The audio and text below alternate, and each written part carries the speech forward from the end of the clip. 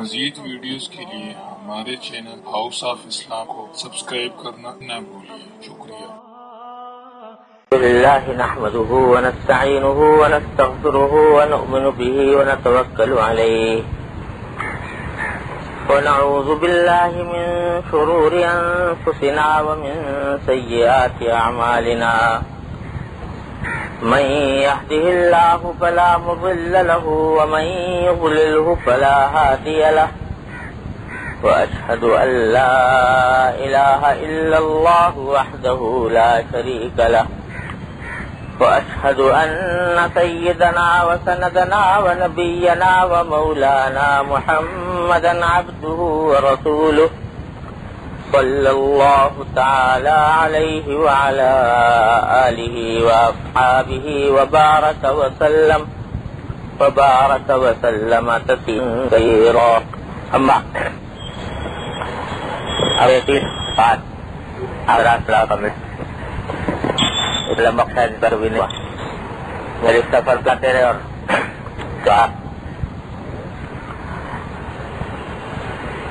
لیکن الحمدللہ مومن کا کسی حال گھاٹا نہیں۔ اللہ تعالیٰ اپنی رحمت سے ایمان عطا فرمائے اور صحیح فکر عطا فرمائے، صحیح عمل عطا فرمائے تو کسی حال مومن کا گھاٹا نہیں۔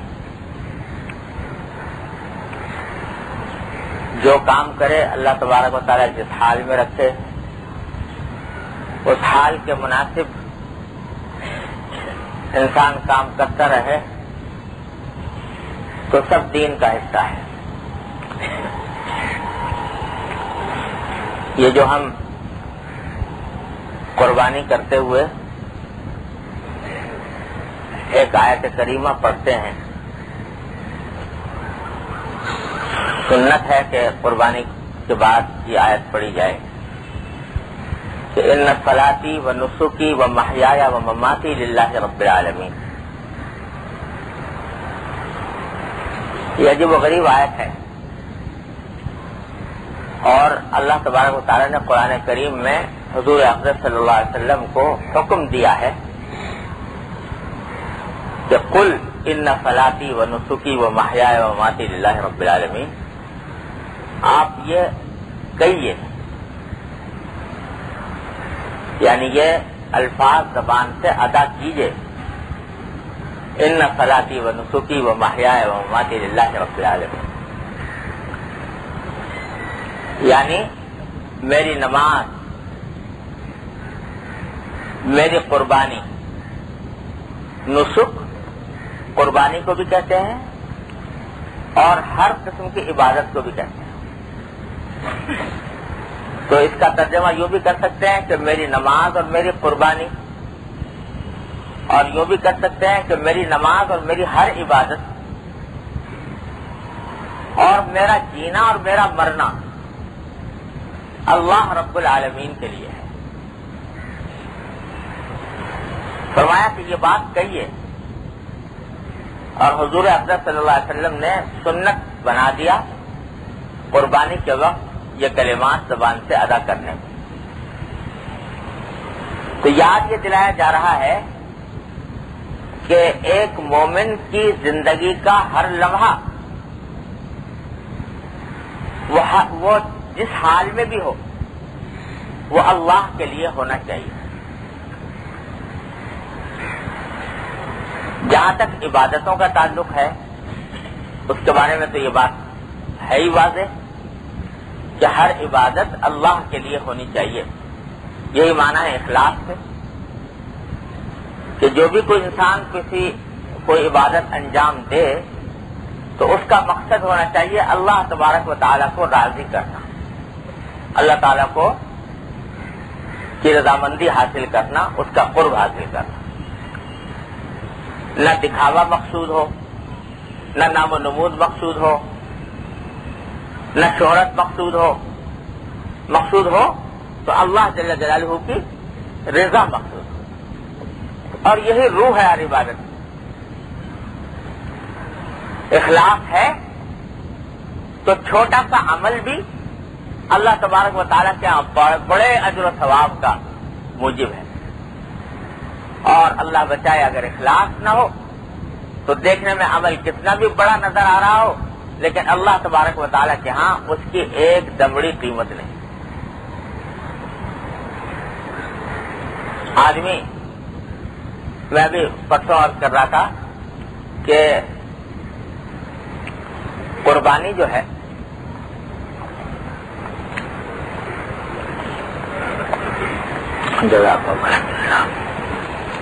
قربانی جو ہے وہ اس کے معنی ہے عربی زبان میں قربانی کہتے ہیں وہ چیز جس کے ذریعے اللہ کا قرب حاصل کیا جائے. قرب سے نکلا یہ اللہ تعالیٰ کا قرب حاصل کرنے کا ذریعہ. اور قرب حاصل ہوتا ہے اخلاص سے. تو کوئی آدمی اپنی استطاعت کے مطابق چھوٹی سی بھی قربانی دے دے لیکن اخلاص کے ساتھ دے تو اللہ تبارک و تعالیٰ کیا قبول ہے. اور بڑا شاندار ہزاروں لاکھوں روپے کا بیل خرید لائے یا بکرا جس کی 4 ٹانگیں عالم میں شہرت ہو کہ یہ اتنا مہنگا بکرا ہے اور اتنی مہنگی گائے ہے اور یہ اتنا زبردست اس کا تن و توش ہے. وہ اگر خرید لائے پیسے ضرور خرچ کیے لیکن اگر مقصد نام و نمود تھا لوگوں میں شہرت حاصل کرنا تھا تو اس قربانی کی کوئی قیمت نہیں. سب سے پہلی قربانی جو پیش کی قرآن کریم میں جس کا ذکر ہے وہ آدم علیہ السلام کے 2 بیٹوں نے کی تھی. ایک حابیل نے ایک قابیل نے. 2 بیٹے تھے حضرت علیہ السلام کے. تو قابیل نے جو قربانی پیش کی تو وہ ایک موٹے تازے دمبے کی قربانی پیش کی اور حابیل کے پاس میسر نہیں آیا کوئی دمبا وغیرہ. تو اس زمانے میں اس بات کی بھی اجازت تھی کہ بھائی جو بھی نفلی قربانی تھی تو انہوں نے چند گندم کے خوشے لے جا کر قربانی کے طور پر رکھ دی. اور اس زمانے میں دستور یہ تھا کہ جو قربانی اللہ تبارک و تعالیٰ کی طرف سے قبول ہوتی تھی اس کے لیے آسمان سے ایک آگ آتی تھی. آگ آتی تھی اس چیز کو جلا دیتی تھی جو قربانی پیش کی گئی ہے. تو یہ علامت اس بات کی ہوتی تھی کہ اللہ تبارک و تعالیٰ کے یہاں یہ قربانی قبول ہوگی. اور اگر آگ نہ آئی اور اس چیز کو جلایا نہیں وہیں پڑی رہ گئی تو مطلب یہ ہوا کہ اللہ تعالیٰ کے یہاں قبول نہیں. تو قابیل نے قربانی پیش کی دمبے کی موٹے تازے دمبے کی اور حابیل نے پیش کی بیچارے نے چند گندم کے خوشوں کی. آسمان سے آگ آئی گندم کے خوشوں کو کھا گئی دمبا پڑا رہ گیا.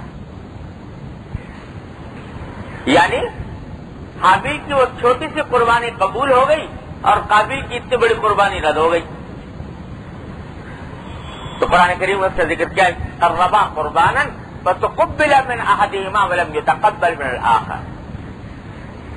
دونوں نے قربانی پیش کی تھی لیکن ایک کی قبول ہو گئی دوسرے کی قبول نہ ہوئی. جس کی قبول نہیں ہوئی تو اس نے کہا کہ میں تجھے مار ڈالوں گا. آگے پر واقعہ قرآن کریم اس کا ذکر کیا ہے. لیکن دیکھو یہ کہ ظاہر میں دیکھنے میں اگر دیکھو تو وہ زیادہ قیمتی تھی لیکن قبول نہ ہوئی اور جو معمولی تھی وہ قبول ہو گئی. تو سارا جو مسئلہ ہے وہ اخلاص کا ہے نیت کا ہے کہ اللہ تبارک و تعالیٰ کے ہاں وہ عمل مقبول ہے جو اللہ تبارک و تعالیٰ کی رضا کی خاطر ہو. اور اگر اس کا مقصد دنیا کا کی کوئی منفعت حاصل کرنا ہے تو اللہ تعالیٰ کے ہاں اس کی کوئی قیمت نہیں. اس لیے عبادتوں میں تو یہ بات ہے ہی ہے.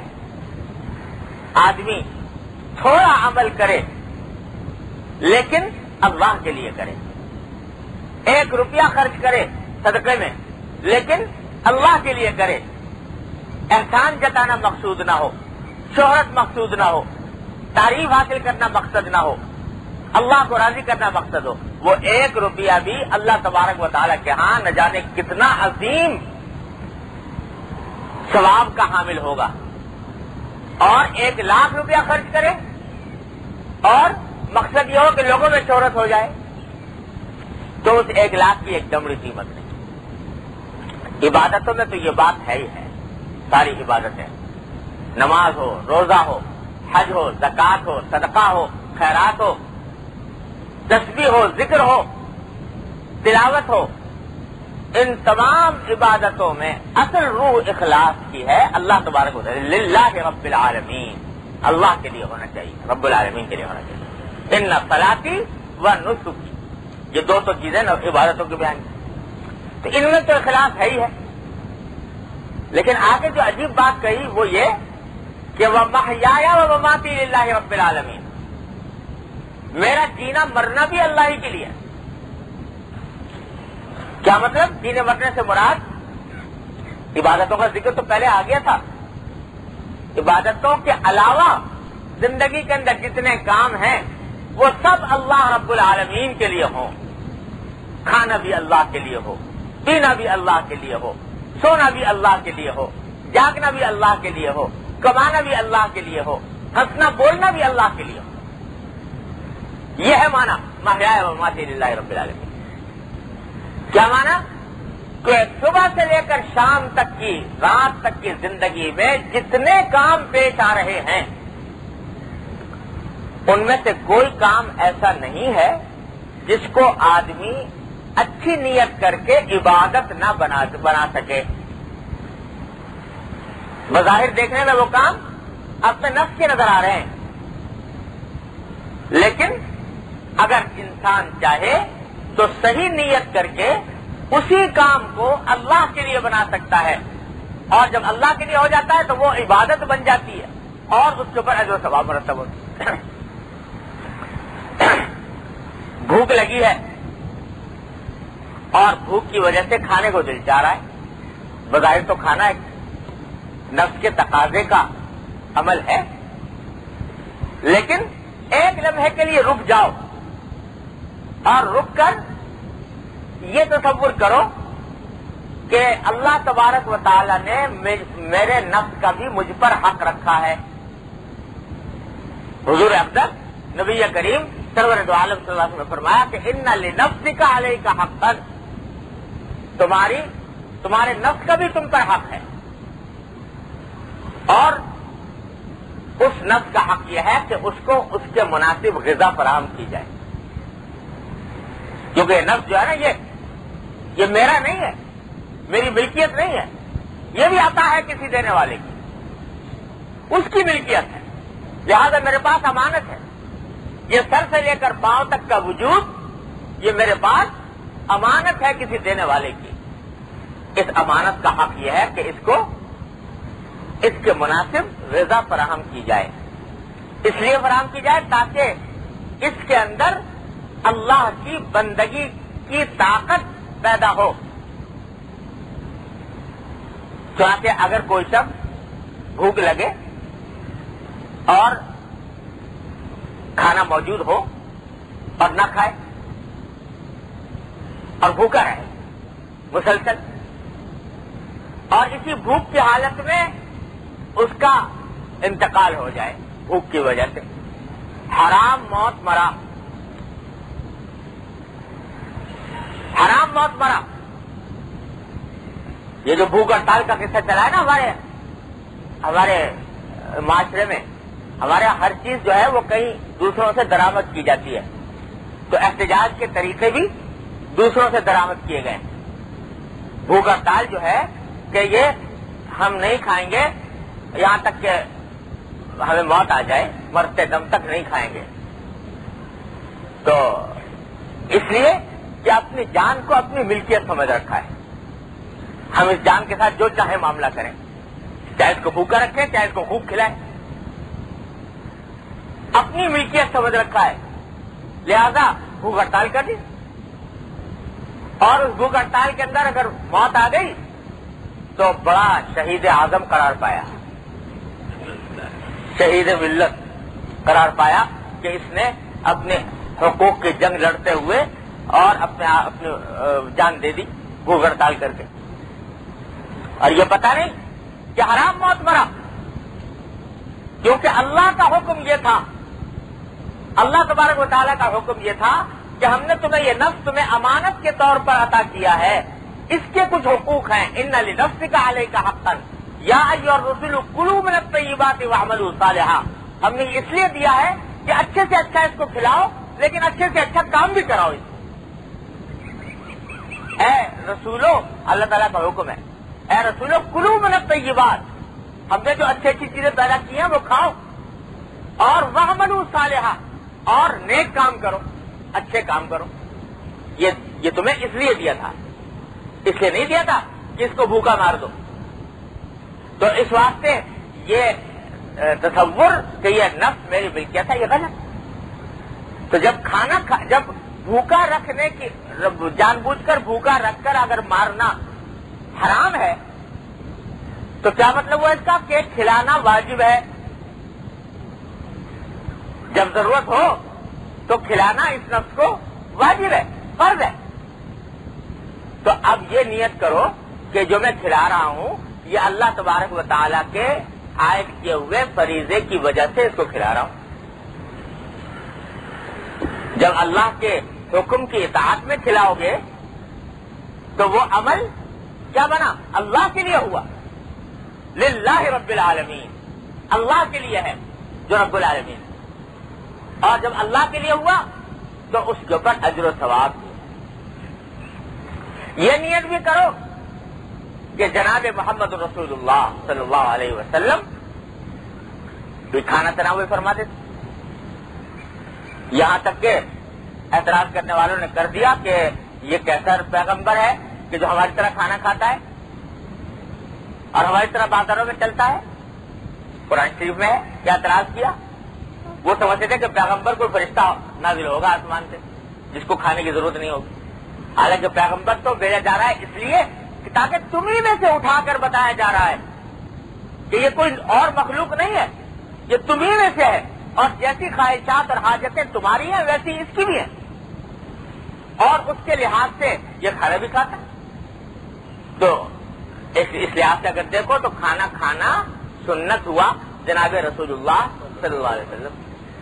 تو نیت کرو کہ اللہ نے نفس کے اوپر جو حق عائد کیا اور جناب رسول اللہ صلی اللہ علیہ وسلم جس کو سنت قرار دیا، اس حکم کی اطاعت میں اور اس سنت کی اتباع میں یہ کھانا کھا رہا ہوں، اور یہی معنی ہے بسم اللہ پڑھ کر کھانے کا۔ یہ جو حکم ہے نا کہ جب کھانا آئے تو بسم اللہ پڑھو، تو بسم اللہ کوئی منتر نہیں ہے، یہ توجہ دلائی جا رہی ہے کہ اب میں جو کھا رہا ہوں اللہ کے نام سے کھا رہا ہوں، اسی کی عطا ہے، اسی کا حکم ہے، اسی کے نبی کریم صلی اللہ علیہ وسلم کی سنت ہے، تو میں اس کو کھا رہا ہوں۔ تو کیا ہوا؟ یہ کھانا اللہ کے لیے نہ ہوا، اللہ کے لیے ہوا، للہ رب العالمین۔ جب کھا چکو تو اللہ تعالیٰ کا شکر ادا کرو، الحمدللہ الذی اطعمنا وسقانا، اللہ کا شکر ہے کہ اس نے ہمیں کھلایا۔ تو یہ کھانا اللہ کے لیے ہو گیا۔ نیند آئی، نیند کا وقت آیا اور سونے کو دل چاہا، بظاہر تو نفس کا تقاضا ہے سونا، لیکن نیت یہ کرو کہ جناب رسول اللہ صلی اللہ علیہ وسلم نے فرمایا ان لعینک علیک حقا، کہ تمہاری آنکھ کا بھی تم پر حق ہے۔ یہ مشین اللہ تعالیٰ نے تمہیں دی ہے، سرکاری مشین، جو پیدائش کے وقت سے لے کر اور مرتے دم تک تمہارا ساتھ دے رہی ہے، ایسا ساتھ دے رہی ہے کہ نہ اس کو کسی سروس کی ضرورت ہے، نہ اس کو اوور ہالنگ کی ضرورت ہے، نہ کوئی تیل ڈالنے کی ضرورت ہے، اور یہ ایک مشین دن رات تمہیں دکھا رہی ہے، تمہیں ایک سے ایک دنیا کی کے مناظر دکھا رہی ہے، یہ سارے کام تمہارے انجام دے رہی ہے۔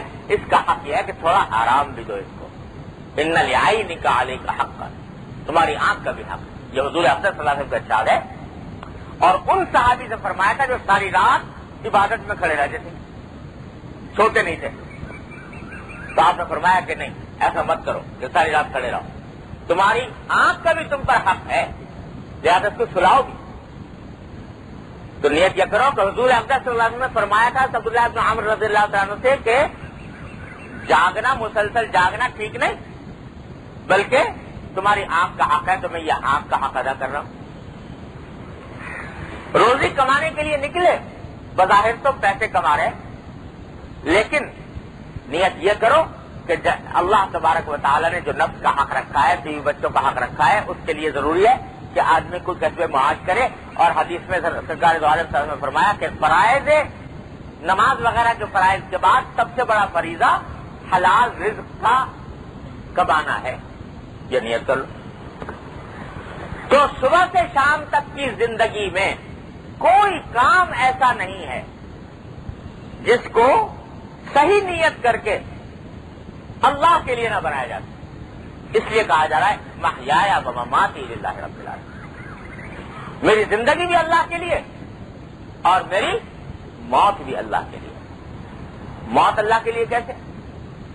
موت اللہ کے لیے اس طرح کہ یا تو اللہ کے راہ میں انسان جہاد کرتا ہوا جان دے تو اللہ کے لیے، اور اگر جہاد کا موقع نہیں ہے تو اللہ تبارک و تعالیٰ کے فیصلے پر راضی رہے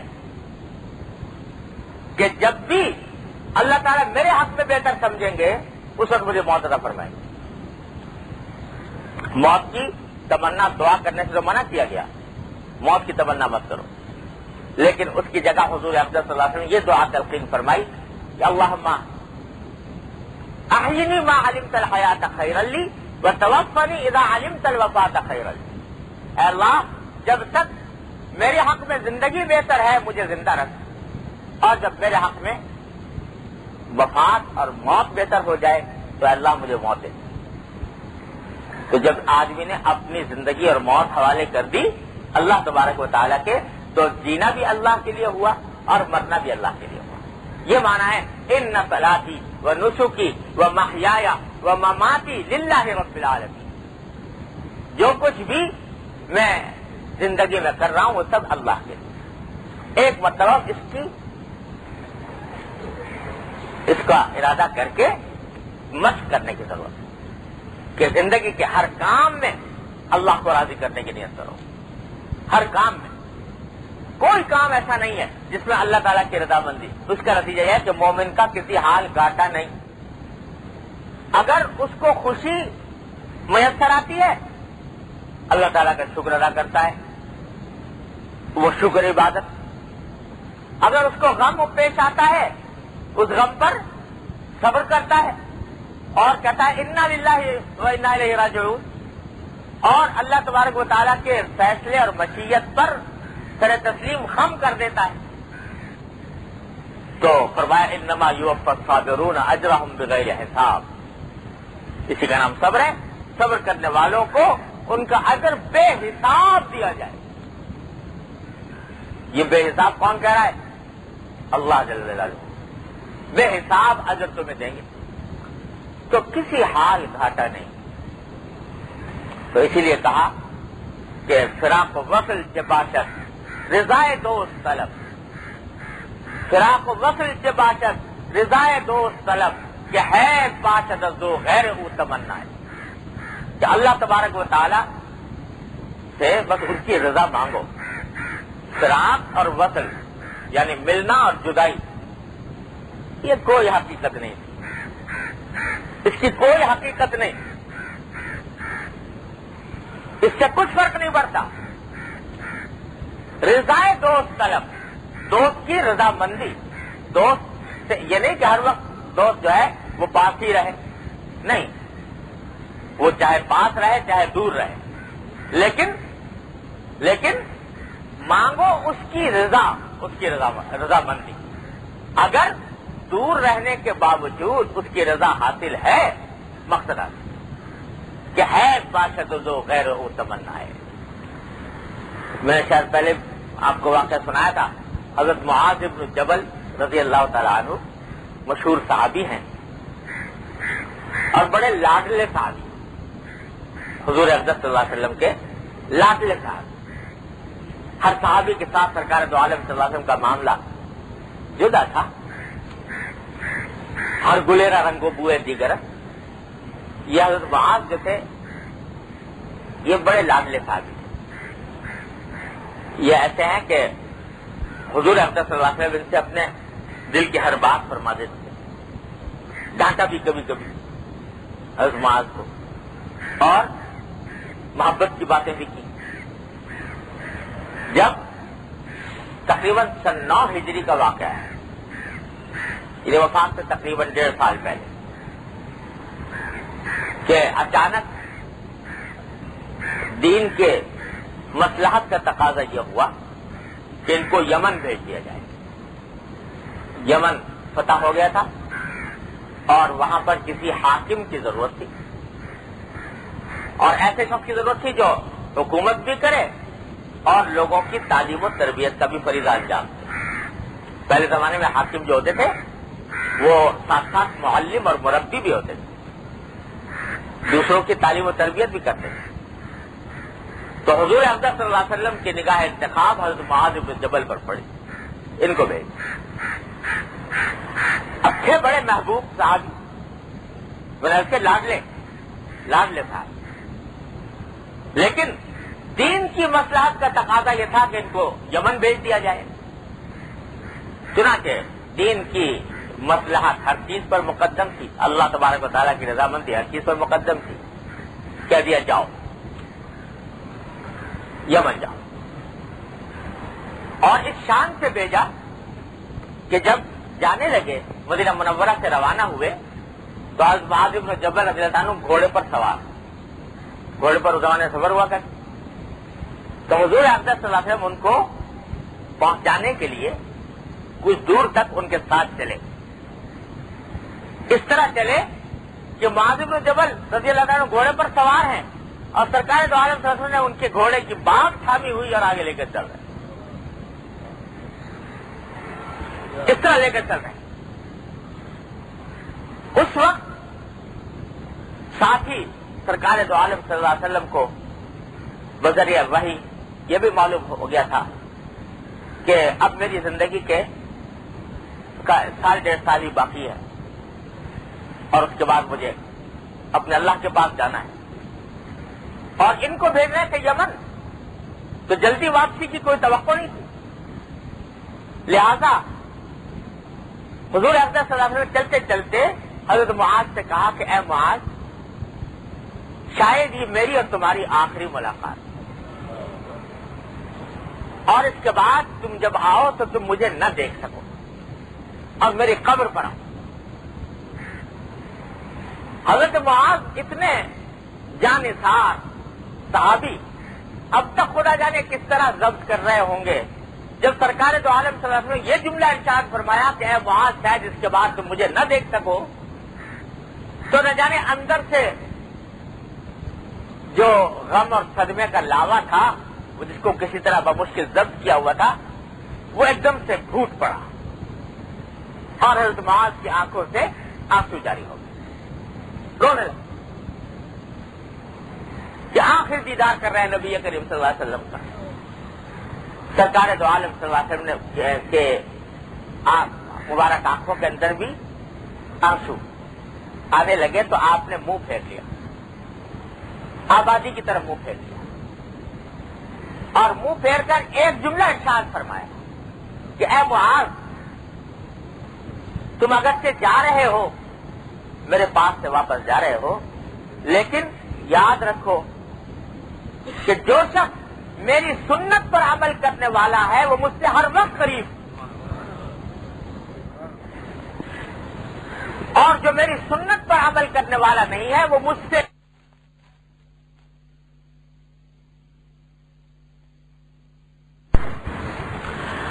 میرے والد ماجد قدس اللہ تعالیٰ صدر اللہ تعالیٰ کے درجات بلند فرمائیں. جب روضہ اقدس پر حاضر ہوتے تو مدینہ منورہ میں تو عام طور سے جو روضہ اقدس کی جالی ہے اس سے کچھ دور ایک ستون ہے، اس ستون کے پاس جا کر کھڑے ہوتے، جالی کے قریب نہیں جاتے. تو ایک دن فرمانے لگے کہ مجھے دل میں خیال آیا کہ پتہ نہیں کیا تمہارے دل کی قساوت ہے کہ سارے لوگ آگے بڑھ جاتے ہیں، جالی تک پہنچ جاتے ہیں، اور تم آگے نہیں بڑھ پاتے، پیچھے ہی رہتے ہو۔ تو فرمایا کہ ایسا محسوس ہوا جیسے روضہ اقدس میں سے آواز آ رہی ہے، محسوس ہوا کہ جیسے روضہ اقدس سے آواز آ رہی ہے کہ جو شخص ہماری سنت پر عمل پیرا ہے وہ ہم سے قریب ہے، خواہ ظاہری نظر میں کتنے ہی فاصلے پر ہو، اور جو شخص ہماری سنت پر عمل پیرا نہیں وہ ہم سے دور ہے، چاہے ہماری جالیوں سے چپٹا ہو۔ فراق و وصل سے باشد رضائے دوست طلب، کہ ہے باشد دو غیر او تمنائے۔ تو ایک مومن کا اصل مقصود، اس کی اصل منزل اللہ جل جلالہ کی رضا کا حصول ہے۔ نہ تو ہے وصل ہی اچھا، نہ تو ہے ہجر ہی اچھا، نہ وصال اچھا ہے، یار جس حال میں رکھے وہی حال اچھا ہے، یار جس حال میں رکھے وہی حال اچھا ہے۔ تو اس واسطے مومن کا کسی حال گھاٹا نہیں۔ اللہ تبارک و تعالی کے جو بندے ہیں، صحابہ کرام کو دیکھیے رضی اللہ تعالیٰ عنہم اجمعین، کہ پیدا ہوئے حرم مکہ مکرمہ میں یا مدینہ منورہ میں، حرمین، نبی کریم سرور عالم صلی اللہ علیہ وسلم کی صحبت نصیب ہوئی، اور کوئی جا کر قسطنطنیہ کی دیوار کے نیچے مر رہا ہے، اور کوئی سندھ میں جا کر، سندھ میں آ کر شہید ہو رہا ہے، کوئی خراسان میں جا کر شہید ہو رہا ہے۔ حالانکہ بظاہر محبت کا تقاضا تو یہ تھا کہ جہاں نبی کریم صلی اللہ علیہ وسلم تشریف فرما ہے وہاں سے آدمی ہلے بھی نہیں، لیکن وہ جانتے تھے کہ محبت کا اصل تقاضا کیا ہے۔ محبت کا اصل تقاضا یہ نہیں کہ محبوب سے چمٹے رہو، محبت کا اصل تقاضا یہ ہے کہ محبوب کی رضا کے مطابق کام کرو، محبوب کے مرضی کے مطابق کام کرو۔ یہ ہے در حقیقت محبت کا تقاضا، نہیں ہے کہ چمٹے رہو۔ اصل چیز جو ہے وہ اللہ تعالیٰ کی رضا ہے، محمد رسول اللہ صلی اللہ علیہ وسلم کی سنت کی اتباع ہے۔ عشق تسلیم و رضا کے ماں سوا کچھ بھی نہیں، عشق تسلیم و رضا کے ماں سوا کچھ بھی نہیں، وہ وفا سے خوش نہ ہو تو پھر وفا کچھ بھی نہیں۔ محبت نام ہے ان کے حکم کے آگے سر جھکا دینے کا، محبت نام ہے ان کی رضامندی کے حصول کا۔ یہ نہیں کہ میں تو آپ ہی سے چمٹا رہوں گا چاہے آپ راضی ہوں کہ ناراض ہوں، یہ محبت نہیں۔ محبت ہے ان کی رضا کے مطابق عمل کرنا۔ تو ایک مومن جس جگہ بھی ہے، جس جگہ بھی ہے، اگر وہ اللہ کے احکام پر عمل کر رہا ہے، اگر وہ جناب رسول اللہ صلی اللہ علیہ وسلم کی سنت پر عمل پیرا ہے، وہ اللہ سے قریب ہے، اللہ کے رسول سے قریب صلی اللہ علیہ وسلم۔ حضرت حاجی امداد اللہ صاحب مہاجر مکی قدس اللہ تعالیٰ سرہ کا واقعہ میں نے اپنے والد سے اور حضرت اپنے شیخ حضرت ڈاکٹر صاحب صلی اللہ علیہ وسلم سے سنا کہ کوئی شخص یہ کہتا تھا کہ صاحب بہت سے لوگ ہیں جو ہر سال حرمین شریفین حاضری دیتے ہیں، ہر حج پہ جا رہے ہیں، رمضان میں جا رہے ہیں، بار بار جا رہے ہیں۔ تو کسی شخص کو جس کو وسائل میسر نہیں تھے، اس نے حضرت حاجی صاحب رحمۃ اللہ علیہ سے عرض کیا کہ حضرت بڑی حسرت ہوتی ہے جب لوگ کو دیکھتا ہوں کہ بار بار حاضری ہو رہی ہے اور ہمیں وسائل میسر نہیں، اس واسطے حاضری کی توفیق نہیں ہوتی، موقع نہیں ملتا۔ تو حضرت صاحب صلی اللہ تعالیٰ عنہ نے فرمایا یہ بتاؤ کہ اللہ تبارک و تعالیٰ وہی ہے، مکے اور مدینے میں ہے، یہ یہاں بھی ہے؟ اگر اللہ تبارک و تعالیٰ ہر جگہ ہے اور تم وسائل نہ ہونے کی وجہ سے وہاں نہیں پہنچ پائے تو کیا صرف اس وجہ سے تمہیں محروم کر دے گا کہ تمہارے پاس پیسے نہیں تھے؟ اس وجہ سے محروم کر دے گا کیسی بدگمانی کرتے ہو اللہ تبارک و تعالیٰ سے؟ اللہ تبارک و تعالیٰ جو انوار و برکات ان صاحب وسائل کو وہاں پر عطا فرمائیں گے، تمہیں اس بے وسیلگی کے عالم میں انشاءاللہ وہی انوار و برکات یہاں پر ملیں گے، جبکہ نیت یہ ہو کہ جب کبھی وسیلہ ملے گا وہاں پر جائیں گے۔ اللہ تبارک و تعالیٰ تمہیں محروم نہیں فرماتے، جو اللہ وہاں ہے وہی یہاں بھی ہے۔ تو اس واسطے مومن کے لیے گھاٹا نہیں، کہیں وہ کوئی نیکی کرنے کی توفیق عطا فرما کر انسان کو نواز دیتے ہیں، کہیں اس نیکی کی حسرت میں نواز دیتے ہیں، کہیں اس نیکی کی حسرت میں نواز دیتے ہیں کہ تم وہ کر تو نہیں پائے لیکن دل میں تمہارے حسرت تھی کہ یہ کام کر لیتا تو اس پر بھی تمہیں نواز دیں۔ عبداللہ بن مبارک کا واقعہ سنایا تھا آپ کو نہیں؟ عبداللہ بن مبارک رحمۃ اللہ علیہ جیسے بڑا عظیم محدث عالم فقیہ اور صوفی، رات بھر اللہ کی عبادت میں کھڑا رہنے والا، کسی نے خواب میں دیکھا تو کہنے لگے، پوچھا کہ آپ کے ساتھ کیا معاملہ ہوا؟ تو فرمایا کہ اللہ تعالیٰ نے بڑی رحمت کا معاملہ فرمایا، لیکن وہ درجہ نصیب نہ ہوا جو میرے گھر کے پڑوس میں رہنے والے لوہار کو ملا تھا۔ وہ لوہار کیا تھا کہ صبح سے شام تک لوہا کو پیٹا کرتا تھا، لیکن اتنی بات تھی کہ ایک تو جس وقت حی علی الصلاح حی علی الفلاح کی آواز آتی تو کہتے لوہا اگر ہتھوڑا اٹھایا ہوا ہے سر کے اوپر تو اس ہتھوڑے کو لوہے پر مارنے کو بھی گوارا نہیں کرتا تھا، وہی پیچھے پھینک دیتا تھا، پیچھے پھینک کر نماز کے لیے چلا جاتا تھا، اور اپنی بیوی سے یہ کہا کرتا تھا کہ ہم تو دن رات دنیا داری کے کام میں مشغول ہیں، لوہا پیٹتے ہیں، ہمیں موقع نہیں ملتا، دیکھو یہ اللہ کے کتنے نیک بندے ہیں جو ساری رات اللہ کی عبادت میں کھڑے رہتے ہیں۔ اگر ہمیں بھی فراغت ہوتی اور ہمیں بھی اپنے کسب معاش سے فرصت ملتی تو ہم بھی اس طرح عبادت کر لیا کرتے جیسے عبداللہ مبارک کرتے ہیں رات کے وقت۔ تو اللہ تعالیٰ نے فرمایا کہ تیری یہ حسرت جو ہے کہ اگر یہ ہوتا تو میں یہ کرتا، یہ حسرت جو ہے ہم اسی حسرت پر نواز دیتے ہیں، اور ایسا نواز دیتے ہیں کہ عبداللہ مبارک بھی کہہ رہے ہیں کہ وہ درجہ نہ مل سکا جو اس لوہار کو مل گیا۔ تو کہیں نیکی کی توفیق دے کر نواز دیتے ہیں، کہیں نیکی کی حسرت پر نواز دیتے ہیں۔ یہ تو کریم کی درگاہ ہے، یہ تو کریم کی درگاہ ہے، ارحم الراحمین کی درگاہ ہے۔ وہ کسی بندے کو اس بنا پر محروم نہیں فرماتے کہ اس کے پاس وسائل نہیں تھے، اس کو بعض اوقات اس کا درجہ اور آگے بڑھتا تو فراق و وصل سے باشد رضائے دوست طلب کہ ہے باشد ازو غیر وہ تمنا ہے۔ اللہ اکبر۔ واقعہ یاد آ گیا، حضرت حکیم الامت رسول اللہ تعالیٰ صدر نے کہیں فرمایا ہے واز میں، اللہ تعالیٰ کہ ایک بزرگ تھے وہ ان کو یہ اللہ تبارک و تعالیٰ نے ہر طرح کے فضائل سے نوازا تھا دنیا میں، اور بڑے بزرگ سمجھے جاتے تھے، لوگ ان کے پاس رجوع کیا کرتے تھے۔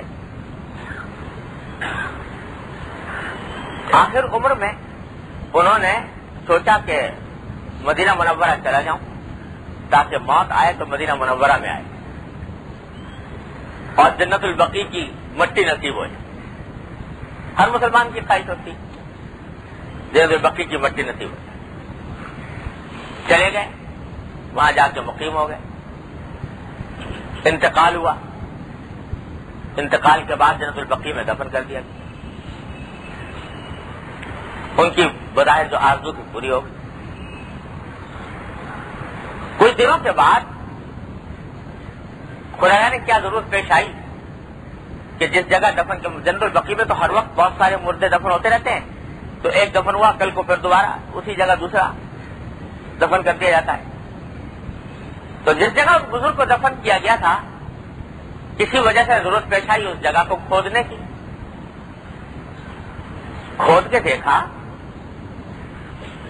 تو بزرگ غائب ہے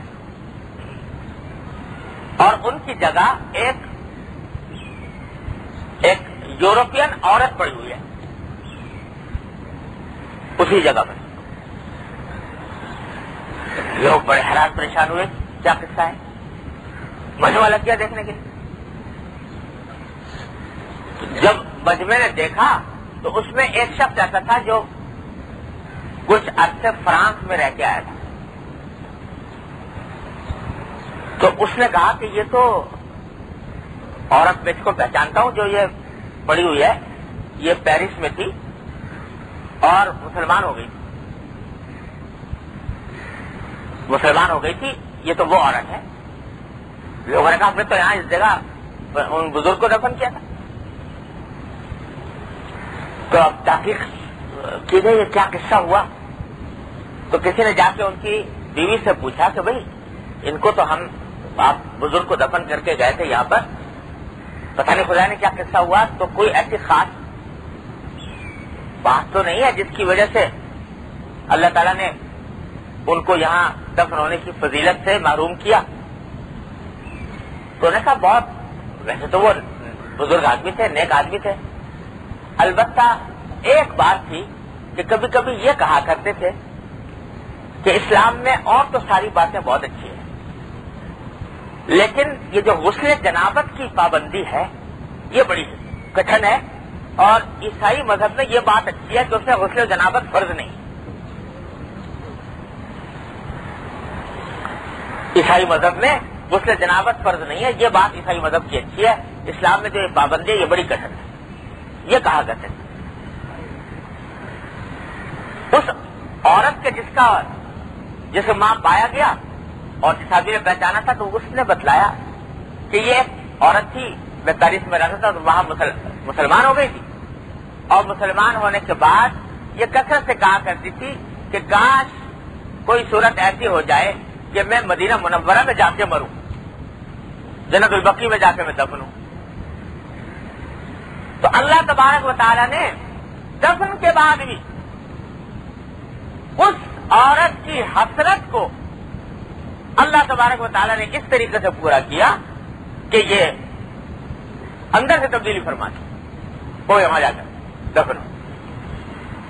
تو جہاں میں نے عرض کیا کہ کبھی اللہ تعالیٰ نوازتے ہیں نیک کام پر اور کبھی نوازتے ہیں نیک کام کی حسرت پر, اس پر بھی نواز دیتے. تو جس کام کی توفیق ہو جائے اس پر اللہ کا شکر ادا کرو, اے اللہ آپ نے توفیق عطا فرما دی. اور جو کام بن نہ پڑے تو کم از کم دل میں یہ نیت تو رکھو کہ اگر وسائل میسر آتے تو میں یہ کام کرتا. تو وہ اللہ تبارک و تعالیٰ کہ ہاں نوازنے میں کچھ کم. کوئی جو ناشنا سے ادا ہو تو کیا علاج, کوئی جو ناشنا سے ادا ہو تو کیا علاج, ان کی نوازشوں میں تو کوئی کمی نہیں. جو کچھ کمی ہے وہ مانگنے کی ہے. اللہ تبارک و تعالیٰ کی نوازشیں مانگنے کی ہے. اللہ تعالیٰ یہ دین کی یہ فہم ہم سب کو عطا فرماتا ہے اپنے رحمت سے کہ ان صلاتی و نسکی و محیایا و مماتی للہ رب العالمین. یہ جو پڑھ کے آئے ہیں قربانی کے دنوں میں یہ کلمہ زبان سے ادا ضرور کر لیا لیکن اس کی حقیقت اللہ تعالیٰ ہمارے دلوں میں بٹھا دے اور ہماری زندگیوں کو اس کے مطابق ڈھال دے. میرے حضرت تو یہاں تک فرماتے تھے کہ دیکھو بھائی جب صبح کو اٹھو نماز فجر پڑھو تو نماز فجر کے بعد ایک مرتبہ دل سے نیت کر لو. کیا نیت کر لو کہ آج دن بھر میں جو کام بھی کروں گا اللہ کے لیے کروں گا. نماز پڑھوں گا تو اللہ کے لیے پڑھوں گا, کھانا کھاؤں گا تو اللہ کے لیے کھاؤں گا, کمانے جاؤں گا تو اللہ کے لیے جاؤں گا, گھر میں آؤں گا گھر والوں سے بات چیت کروں گا تو اللہ کے لیے کروں گا, سوؤں گا تو اللہ کے لیے سوؤں گا. وہی بات جو ابھی میں کہہ رہا ہوں کہ اس میں صحیح نیت کر کے نیت کر لو کہ آج دن بھر میں جو کام بھی کروں گا اللہ کے لیے کروں گا. ان صلاتی و نسکی و محیایا و مماتی للہ رب العالمین. یہ صبح کو نیت کر لو, اور جب نیت کر لی تو اب اس کے بعد ذرا سا دھیان کر لیا کرو. جب گھر میں سے نکلو روزی کمانے کے لیے, چاہے ملازمت ہو, تجارت ہو, زراعت ہو, کھیتی باڑی ہو, کچھ ہو, تو نکلتے وقت نیت کر لو کہ میرے ذمے جو اللہ نے حقوق رکھے ہیں ان کی ادائیگی کے لیے جا رہا ہوں, اللہ کے لیے جا رہا ہوں. جب یہ نیت کر لو گے کہ اللہ کے لیے جا رہا ہوں تو خود بخود دل میں یہ احساس پیدا ہوگا کہ کام اللہ کے لیے کر رہا ہوں, لہذا اللہ کے عائد کیے ہوئے احکام کے مطابق کروں گا. جو آدمی یہ ایک مرتبہ طے کر لے کہ میں اللہ کے لیے کر رہا ہوں, وہ رشوت کھائے گا, دھوکہ دے گا, جھوٹ بولے گا, بدعنوانی کرے گا, کیونکہ اللہ کے لیے کر رہا ہے تو پھر یہ کام نہیں ہوگا. یہ نیت کر کے جاؤ اور مشغول ہو جاؤ کاروبار زندگی. حرام سے پرہیز کرو, حلال طریقے سے حاصل کرو.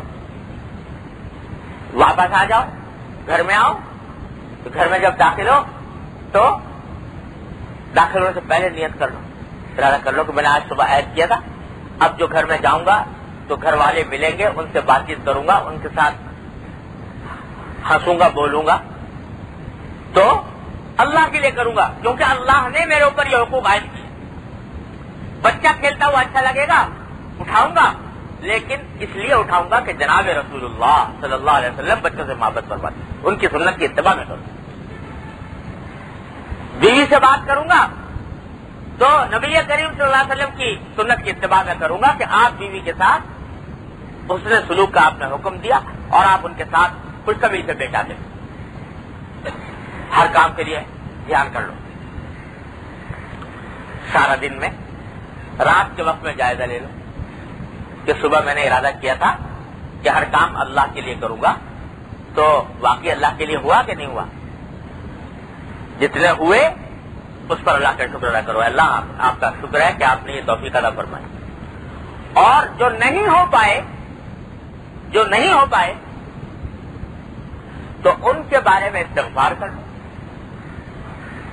اللہ تعالیٰ سے کہ اللہ ارادہ تو کیا تھا, فلاں جگہ پھسل گیا, فلاں جگہ میری آنکھ بہک گئی, فلاں جگہ میرا زبان بہک گئی, قدم بہک گیا. اللہ استغفار کرنا.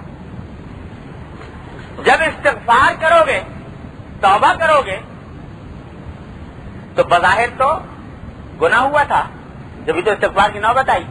لیکن جب سچے دل سے استغفار توبہ کر لی اللہ تبارک و تعالیٰ کے حضور, تو ایک سیڑھی اور اوپر بڑھ گئے,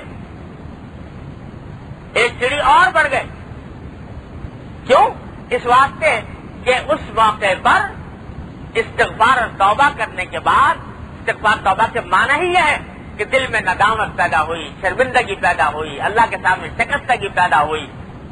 جو شکستگی اور ندامت یہ تمہارے درجے میں اور بلندی پیدا کر, تم مورد بنو گے اللہ کی غفاری کا, اس کی ستاری کا. اللہ تبارک و تعالیٰ کی طرف سے مغفرت نصیب ہوگی اور ذرا کے بڑھ توبہ جب کریں, کیونکہ توبہ کے معنی ہی ندامت, شرمندگی, اللہ کے حضور شکستگی. اور اللہ تبارک و تعالیٰ کے سامنے توبہ, ندامت, شکستگی, شرمندگی یہ وہ چیز ہے کہ جو اللہ تبارک و تعالیٰ کو بڑی محبوب ہے. تو بچا بچا کے نہ رکھ اسے کہ یہ آئینہ ہے وہ آئینہ جو شکست ہو تو عزیز تر ہے نگاہ آئینہ ساز. جتنا یہ ٹوٹے گا اتنا ہی آئینہ بنانے والے کی نگاہ میں عزیز ہوگا. یہ کرتے رہو, روز کا معمول بنا لو. صبح کو اٹھ کہو ان صلاتی و نسکی و محیایا و مماتی للہ رب العالمین. اور اپنے ہر عمل کے اندر دھیان رکھنے کی کوشش کرو, جہاں غلطی ہوئی استغفار توبہ کرو رات کو. تو ہوگا کیا؟ روزانہ اگر یہ عمل کرو تو انشاءاللہ یہ ہوگا کہ مثلا پہلے دن رات کو جب جائزہ لیا تو معلوم ہوا کہ بھئی 15-20 جگہ پر غلطی ہو گئی مثلا، لیکن توبہ کر لی، استغفار کر لیا، اگلے دن جائے گا لوگے تو انشاءاللہ 15-20 سے کم ہوگی، پھر اس کے بعد جائے گا لوگے تو اس سے اور کم ہوگی، ہوتے ہوتے ہوتے ہوتے انشاءاللہ وہ بہکنے کے مواقع 0 پر آ جائیں گے۔ اللہ تعالیٰ کی سنت یہی ہے، جب آدمی اللہ کے راستے پر چلتا ہے تو تھوڑا گرتا ہے، پڑتا ہے، لڑکتا ہے، لیکن اگر چلنا جاری رکھے، مایوس نہ ہو، تھک کے بیٹھے نہیں، تو اللہ تعالیٰ کی سنت یہ ہے کہ وہ گرتا پڑتا لڑکتا کسی نہ کسی دن منزل تک پہنچ جاتا ہے۔ بلکہ اللہ تعالیٰ یہ فرماتے ہیں کہ جو آدمی ہمارے راستے میں کوشش کرتا ہے ہم اسے ہاتھ پکڑ کر اپنے راستے پر لے جاتے ہیں۔ الذین جاہدوا فینا لنہدینہم سبلنا، حضرت حمید کا ترجمہ کر رہا ہوں میں یہ آیت کا، کہ جو لوگ ہمارے راستے میں کوشش کرتے ہیں لنہدینہم، ہم ضرور ہاتھ پکڑ کر لے جائیں گے ان کا اپنے راستوں کی طرف، یہ اللہ کا وعدہ ہے۔ اور حضرت فرماتے ہیں کہ دیکھو جب بچہ چلنا سیکھتا ہے شروع میں ایک دم سے تو نہیں چل پاتا، جب چلنا سیکھتا ہے تو ایک آدھ قدم چلے گا گرنے لگے گا،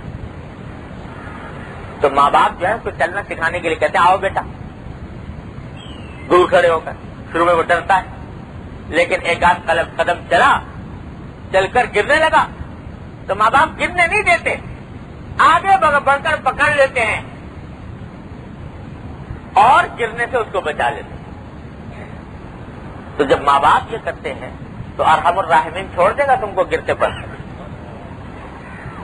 چل کے تو دیکھو، 1-2 قدم ہی صحیح چل کے دیکھو، جب وہ چلو گے، جتنا چلو گے اللہ تبارک و تعالیٰ تمہیں اپنی آغوش میں لے لیں گے اور تمہیں گرنے نہیں دیں۔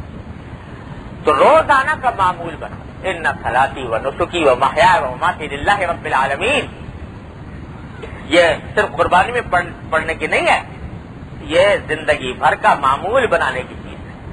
روزانہ صبح کو اٹھ کر یہ کرو، دن بھر یہ کرو اور رات کو یہ کرو، کر کے دیکھو، پھر نتیجہ دیکھو، اللہ تبارک و تعالیٰ کی رحمت کا کرشمہ دیکھو، کس طرح اللہ تعالیٰ لے جاتے ہیں، ہاتھ پکڑ کر لے جاتے ہیں منزل۔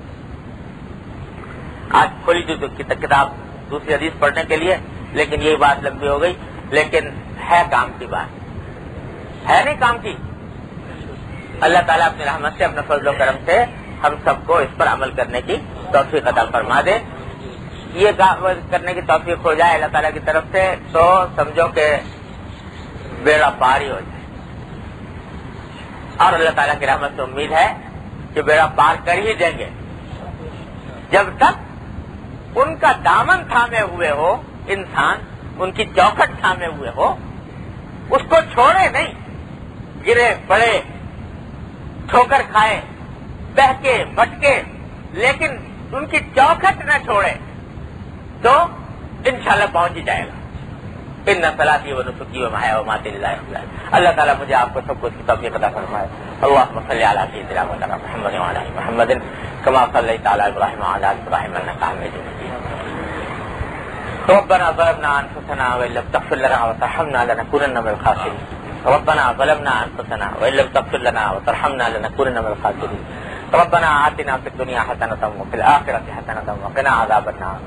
اللهم لا تدع لنا ذنبا إلا غفرته ولا هما إلا فرجته ولا دينا إلا قضيته ولا حاجة من حوائج الدنيا والآخرة إلا قضيتها ويسرتها يا أرحم الراحمين۔